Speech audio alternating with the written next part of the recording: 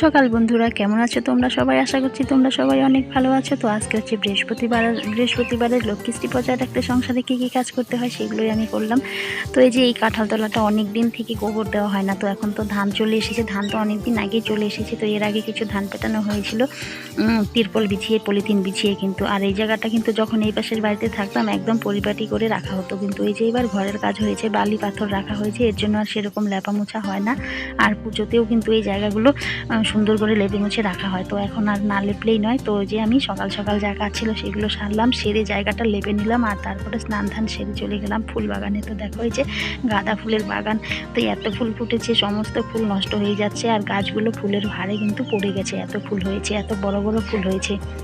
আর চারপাশটা দেখো কতটা ভালো লাগছে, একদম সব মিলিয়ে কিন্তু দারুণ লাগছে কিন্তু। তো এদিকে আমার সকালের কাজকর্ম স্নান ধান সমস্ত হয়ে গেছে। তো এখন আমি ফুল তুলে নিয়ে তারপরে পুজোটা দিয়ে নেব। আর বৃহস্পতিবারে তো একটু কাজের তাড়া বেশি থাকে, তো কীভাবে বুদ্ধি করে সকাল থেকে সংসারের কাজগুলো বৃহস্পতিবারে করলাম।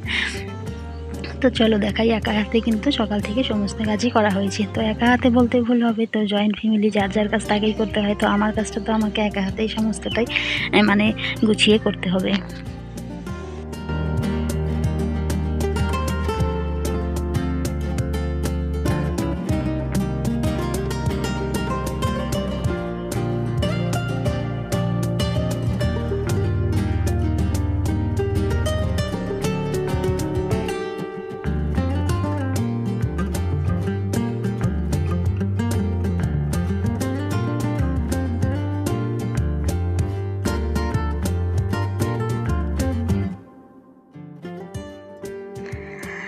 তারপরে ঠাকুর ঘরে সমস্ত কিছু রেডি করে নিয়ে আসলাম, রেডি করে ফুল টুল তুলে তো এখন একটু আলতা পরে নিচ্ছি। বৃহস্পতিবারে আলতা না পরলে একটুকু ভালো লাগে না, কিন্তু মনে একটু আলাদাই শান্তি লাগে। আলতা পরতে আমি ভীষণ ভালোবাসি। অনেক দিদিভাইরা আমাকে সুন্দর সুন্দর কমেন্ট করে, আমার ভীষণ ভালো লাগে।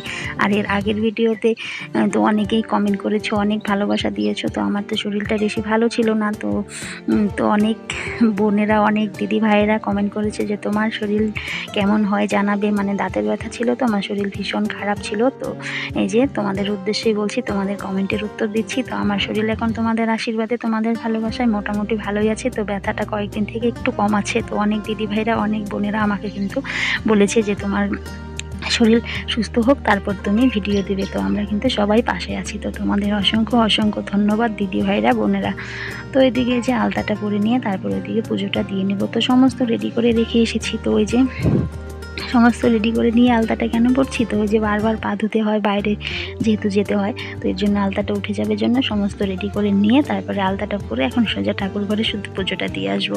তো আবার দুপুরে রান্নাবান্না আছে, তো মাও আবার আজকে বাড়িতে নেই, তো বাড়িতে আবার লোকজন খাওয়া দাওয়া করবে। তো ধান পেটাচ্ছে, তো তোমাদের তো দেখলাম জায়গাটা লেপে দিলাম, ধান টান মানে পেটাবে ওখানটায়। তো এই যে দেখো সমস্ত কিছু আমি রেডি করে নিয়েছি। তো এখন আমি এই যে পুজোটা দিয়ে নেব। আর এত ফুল হয়েছে না, ভীষণ ভালো লাগে। আর অনেক ফুল দিয়ে পুজো দিতে না বেশ ভালো লাগে, কিন্তু ঠাকুরের জায়গাগুলো সাজিয়ে দিতে।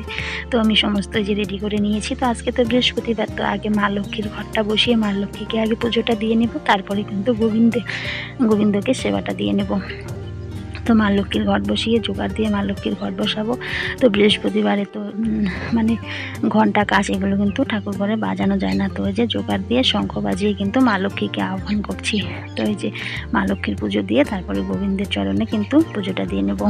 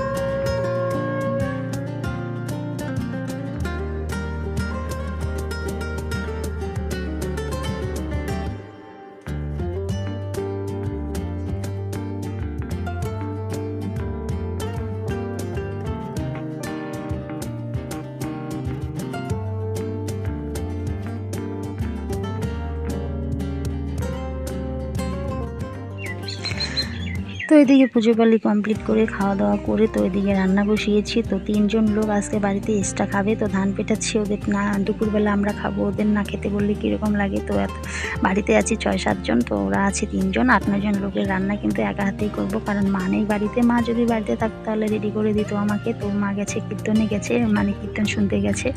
তো এদিকে আমি ভাতটা বসিয়ে দিয়েছি, ভাত বসিয়ে দিয়ে এদিকে বাঁধাকপিটা কেটে নিব। আজকে বৃহস্পতিবার নিরামিষ, তো এদিকে ভাতটা হতে থাক। ভাতটার দিকে ফেনা চলে এসেছে, তো ততক্ষণে আমি ওদিকে বাঁধাকপিটা কেটে নিই। তো বাঁধাকপি কেটে আবার ডাল বসিয়ে দেবো। তো ডাল রান্না করব, বাঁধাকপি রান্না করব, উচ্ছে ভাজা করব, আর ডালের মধ্যে একটু মূলাও দিয়ে দিব। কিন্তু শীতের দিনের সবজি এগুলোই তো, আর কি বলো। আর শীতের দিনের এই সবজিগুলো কিন্তু বেশ ভালো লাগে, এই দিনে কিন্তু সবজির কোনো অভাব হয় না। তো এই যে আমাদের বাড়িতে অনেক সবজি লাগিয়েছে, তো তোমাদের সাথে একদিন শেয়ার করব আমাদের বাড়ির চারপাশে কী কী সবজি আছে। তো অনেক সবজি লাগানো হয়েছে, তো এখনও খাওয়ার উপযুক্ত হয়নি কিন্তু সবজিগুলো। তো আমি এদিকে বাঁধাকপিটা কেটে নিচ্ছি। ভাতটা ওইদিকে, ভাত কিন্তু তাড়াতাড়ি হয়ে যায়।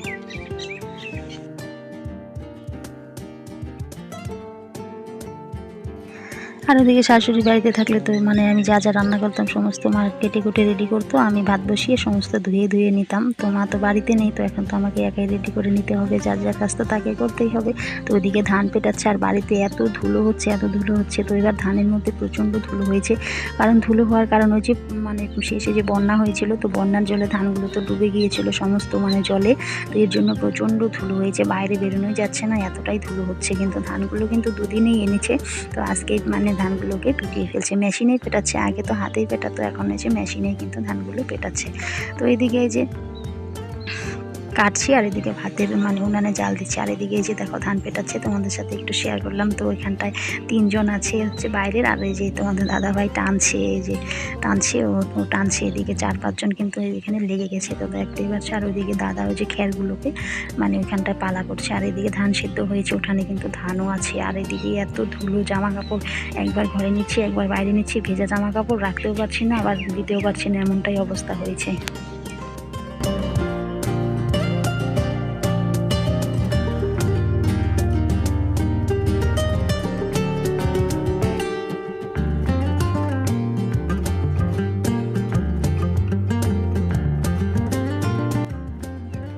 তারপর আমার এই যে দেখো রান্না প্রায় অনেকটাই হয়ে গেছে, তো তোমাদের সাথে শেয়ার করব। তো রান্নার কমপ্লিট ফাইনাল লুক তোমাদের সাথে কিন্তু শেয়ার করব। তো এই যে এত ধুলো হচ্ছে, আর ঘরে ধোয়া হয়ে গেছে, মানে থাকাই যাচ্ছে না, ধুলো ধোয়া সব মিলেমিশে এক হয়ে গেছে। তো এই যে রান্নার ফাইনাল লুক দেখাচ্ছি তোমাদের। তো এদিকে উচ্ছে ভাজা, এই যে বাঁধাকপি রান্না করেছি, আর হচ্ছে যে মূলো দিয়ে ডাল, আর হচ্ছে যে পাঁপড় ভেজে রেখেছি। তো ভাত আমাকে আবারও করতে হবে, কারণ আমি যখন ভাত বসিয়ে দিয়েছি তারপরে ওরা এসেছে, অনেক দেরিতেই ওরা এসেছে। তো তরকারিটা করে নিয়েছি ওদের দেখে যে খাবি ওরা, তো ভাতটা আগেই বসিয়ে দিয়েছিলাম, জন্য চাল একটু কম নিয়েছিলাম, শুধু আমাদের জন্য নিয়েছি। তো আবার ওদিকে ভাতটা আমাকে বসাতে হবে, কিন্তু গ্যাসের ওদিকে ভাতটা বসিয়ে দেবো। আর ভাত রান্না করেছি, না খেলে কিন্তু বোঝা যায় না কতটা কম পড়বে, কতটা লাগবে না লাগবে। তো এদিকে কিছু ডাল আলাদা করে নিচ্ছি রাতের জন্য। তো যদি হয় তো হবে ওটুকুতে, আর না হলে সম্পূর্ণটাই খাওয়া হয়ে যাবে। রাতে আবার কিছু কিন্তু করতে হবে, তো এতগুলো লোক খাওয়া হবে ডাল দিয়ে, তো লাগবেই। তাও একটু আলাদা করে রাখছি, যদি লেগে যায় পরে আবার এটাকেও নিয়ে নেওয়া হবে কিন্তু। তো এই যে দেখো, কারণ একসাথে থাকলে ঘাটাঘাটি করলে জিনিসটা না ভালো লাগে না খেতে, কিন্তু তো কিছু ডালের দিকে আলাদা করে নিলাম। আর এই যে এনার তো খিদে পেয়েই গেছে সবার আগে। তাহলে বন্ধুরা অনেক কথা বললাম, বলতে বলতে আজকের ভিডিও প্রায় শেষের পর্যায়ে চলে এসেছি বন্ধুরা। তো আজকের ভিডিও এখানেই এন্ড করছি, দেখা হচ্ছে পরের কোনো ভিডিওতে। ততক্ষণে তোমরা সবাই সুস্থ থেকো, ভালো থেকো, সাবধানে থেকো, টাটা বাই।